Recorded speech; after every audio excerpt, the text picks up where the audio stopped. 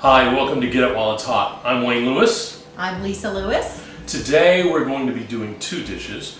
We're going to be doing a chicken tikka masala, which is an Indian dish, and we're also going to be doing a coconut cardamom rice pudding for dessert.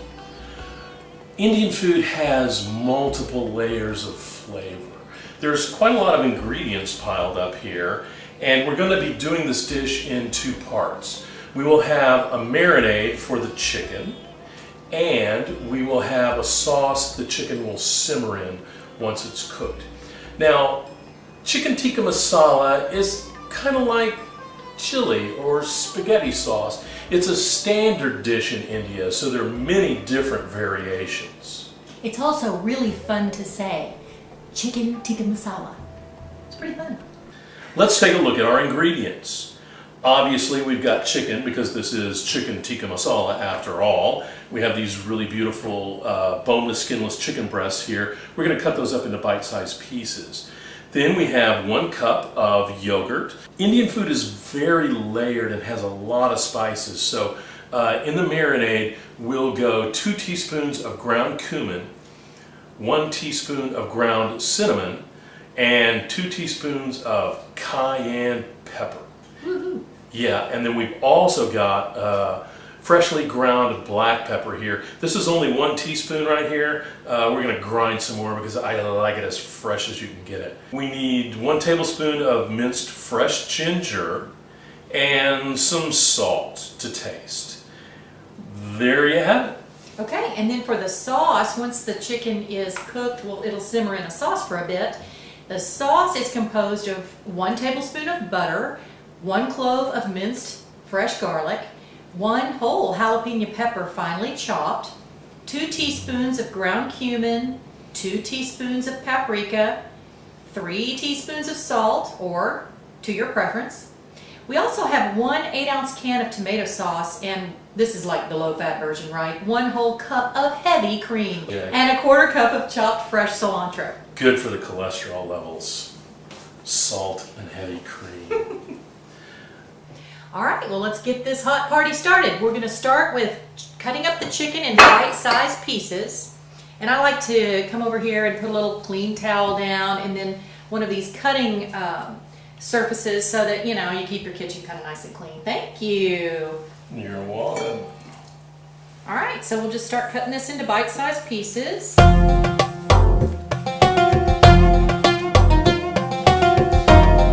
once we get these 3 chicken breasts nicely cut up into bite-sized pieces, then we're going to put it into this handy-dandy stainless steel bowl for a really rich and wonderful, deeply flavored marinade, okay? So, thank you, Mr. Helper. Now, you can marinate this for as little as 1 hour, or if you want, you can stick it in the fridge overnight. Now, are those the yucky That's pieces? for Bane the dog. Oh, okay, yeah. You're not gonna make chicken stock out of those? Well, I would, but it's, running out of time. I'm washing my hands. Yeah, important thing when you're working with a raw chicken, always make sure that you wash your hands, and we like to even get rid of the cutting board and the cutting utensil here.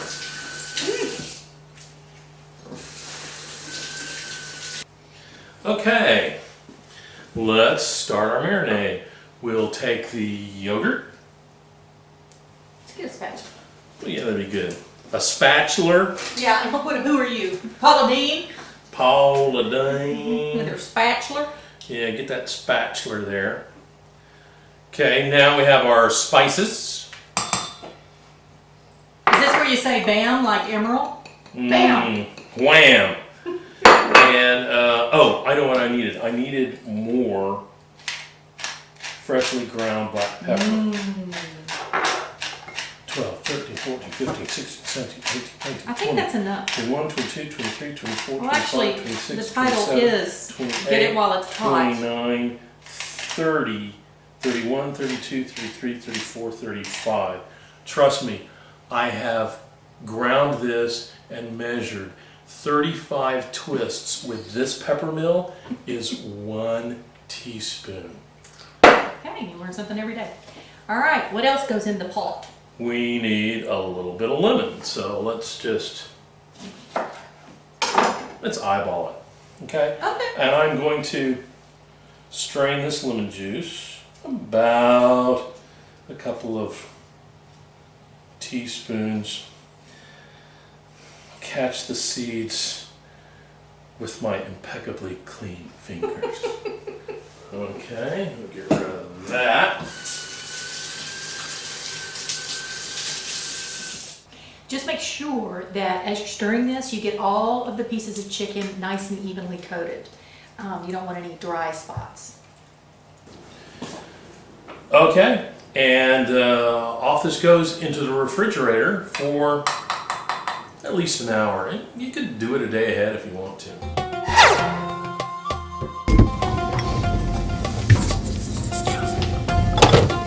Okay, now that we've cleaned up our workstation, kind of got a little straightened out here, and we've taken out our chicken from its little marinade for an hour in the fridge, it's all nice and chilled, we are now going to bake off this chicken in the oven.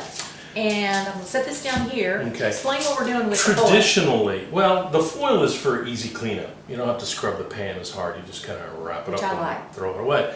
Traditionally, chicken tikka masala would be cooked in what's called a tandoori oven, which is a clay oven that reaches extremely high temperatures, about 800-900 degrees. Can I have one of those, honey? A tandoori I oven? love that. You know, Mother's Day is coming. Yeah, and then my birthday. dream on, sweetheart. We're going to do ours in a traditional oven. We're going to bake it 350 for about half an hour. Place the chicken on the pan kind of evenly. You don't want it just tremendously dripping with this marinade because that would be, you know, kind of not the texture that we're looking for. So just take your slotted spoon and kind of evenly distribute it on your little pan here and be good to go. Here you go. Gosh, it smells so good. It smells great. All right, into the oven, and it's going to be half an hour. While the chicken is cooking, we're going to prepare the simmering sauce. Wayne, do you mind chopping up some jalapenos for me? And don't make it too hot, okay? Sure, I'd be happy to cut up the jalapeno. Now, when you do a jalapeno, most of your heat is going to be in the seeds and in the pith. I am going to probably use this whole jalapeno here. The thing about it is you'll want to slice it into small ribbons, little julienne, and then you'll want to chop it so you don't get like a huge mega hunk of jalapeno in your mouth at one time when you bite into the dish. So let's just kind of even these up here, and like I said, tiny little chunks. And the next thing we do is ginger.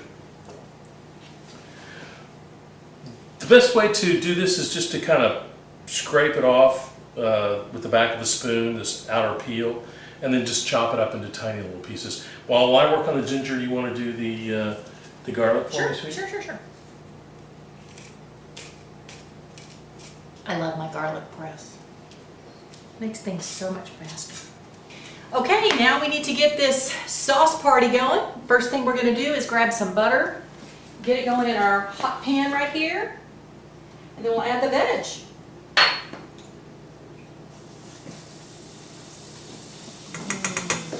Butter. Oh, that smells good. All right, great. And now we're going to add the garlic and the jalapeno. Ooh, look, she's brave. She's putting it all in. And the ginger. And oh my gosh, it smells just heavenly. And we'll get this going for a minute. Get some trusty wooden spoon. Okay, now here's the paprika and the cumin. Cumin. Just dump it in. Oh, that smells like a party going on. Okay, and then our tomato sauce goes right in. I wait on her like this every time she cooks. Yeah, right. Cream. Delicious. All right, get it all blended really nice and smooth. It is really a smooth and beautiful color when you get it all incorporated. Ooh, wait a minute. I am gonna burn myself if I'm not careful. Here's our chicken. Yum. Oh, it smells better now than it did when we put it in the oven.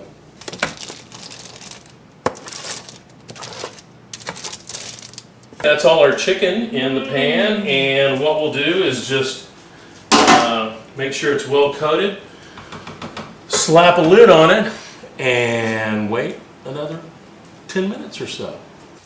Okay, our chicken tikka masala is simmering away, and while that's going on, we're going to work on our coconut cardamom rice pudding. We have about a cup of cooked rice. We've got about a third of a cup of golden raisins, an equal amount, about a third of a cup of slivered almonds. We have about 3/4 of a cup of coconut milk. We have about 3/4 of a cup of heavy cream, and about, how much is that? A whole cup A whole cup of whole milk. of whole milk. No fat there. To sweeten it, we are going to use honey, and for flavoring, we're going to be using cardamom. Now, cardamom is a very unique spice, and it's got a really wonderful and original flavor. It's not something that you taste very often in American cuisine. If you break open the husk, you can see these little brown seeds, okay? And you need to pick out all the little pieces of husk, and then you need to grind them up. You can do that in a mortar and pestle. Just kind of crack the seeds. They smell really good. Now you can pound and pound and pound in the mortar and pestle, or you can like go to the store and buy it already ground. This is kind of expensive in the spice aisle. This little jar was over $10, and I bought it at a discount store. But it's really good stuff, and it says it's all natural. I don't know what that means. You could grind me up and put me in a jar and I'd still be all natural. But anyway, 1/3 of a teaspoon, and it goes in the rice pudding, and it'll give it a really unique flavor. Okay, this couldn't be easier. Just start with your rice in a pan that's heated to about medium heat, and it's your cooked rice. Just stick that in your pan, kind of break it up a little bit. Then add your whole milk. And go ahead and just stir this to combine until it gets to a boiling point, and then we'll start adding more ingredients. All right, the rice and milk are boiling now, and what we want to do is always make sure you use a nonstick pan for one thing. We're going to go ahead and reduce the heat and let this thing simmer for about 5 minutes. It's time to add our cream, our coconut milk, our honey, and our cardamom. So we'll start with the cream. Thank you, Dolly. You're welcome. Team effort. And coconut milk. Coconut milk. Yummy. That's good. And then Coconut. we'll add our honey and our cardamom spice to it. And then we'll let it simmer a little bit longer. Let's see, let's get the Okay. spatula, Yeah, get that rubber spatula right there. that honey in.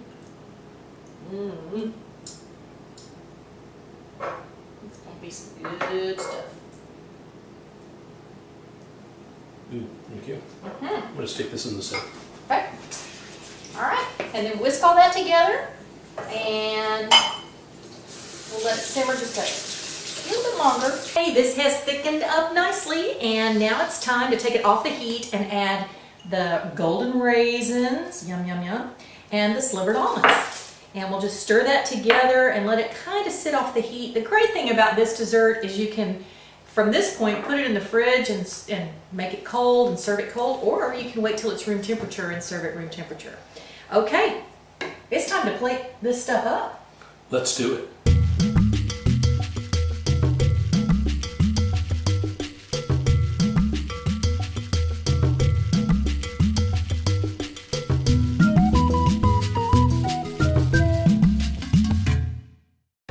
All we need to do now is take a little bit of our fresh cilantro. I'm using kitchen shears, and I'm just going to snip a few leaves on top of it for a beautiful garnish, and I'm ready to dig in. Oh no, you can't dig in. We are going to a party. What party? You know, the mission dinner. We're late for the mission dinner. This is the main course, and this is the dessert. We've got to go. Grab it, let's go. Thank y'all for joining us today on Get It While It's Hot. We've got to go. I swear you didn't tell me that. I told you. Hey, be sure and join us next week for coffee and donuts. Till then, bye-bye.